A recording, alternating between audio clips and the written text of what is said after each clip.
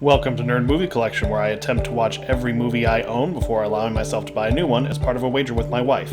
Today I'm looking at 10 Cloverfield Lane. 10 Cloverfield Lane was released in 2016 and directed by Dan Trachtenberg. It stars John Goodman as Howard, Mary Elizabeth Winstead as Michelle, and John Gallagher Jr. as Emmett. So 10 Cloverfield Lane is the kind of sequel to Cloverfield. I say it like that because they are very, very different movies. In fact, if you were someone who didn't like Cloverfield... Like me? Yes, like you. Anyway, so you might want to give this one... Not watch this movie at all because it's the same movie. It is not the same movie. It's the same. No, it's not. Look, you've never even seen the movie, so you can't say whether or not it's the same. Does it have shaky cam? No. Really?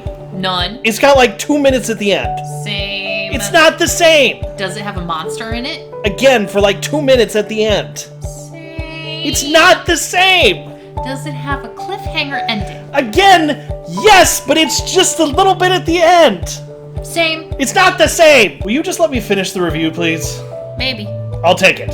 While the previous Cloverfield movie was a found-footage monster movie, this one is more of an isolated, psychological thriller. The story follows the character of Michelle, who wakes up in an underground bunker after being in a car accident. After waking, the man who owns the bunker and who saved Michelle from her wrecked car, Howard, informs her that she can no longer go outside because the air is poisoned after an attack. One thing he doesn't do is make it very clear what the nature of this attack was. He has a whole lot of different theories, which already leads him to be not very trustworthy.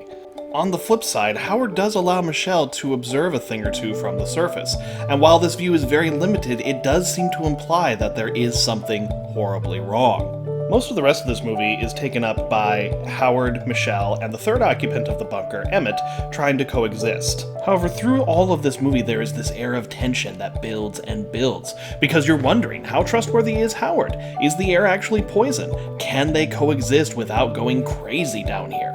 This building of tension could not be done without the fantastic acting by the lead characters, the music, the way the movie is shot. Everything comes together really, really well. So for all those reasons, I'm going to give 10 Cloverfield Lane a bitch move Grandmaster Supreme. No, it's not a bitch move Grandmaster Supreme, it's a super nerd. It's gotta be at least a screaming nerd. No, it's a super nerd, alright? This is my review series, and that's what it's gonna be. Whatever. Alright, 5 movies down, 741 to go, and a total of 521 minutes of watch time so far. Thank you so much for watching, and I will see you all next time where I'll be looking at 10 things I hate about you. And remember, if you're caught between a psychopath and a monster, sometimes the best solution is fire.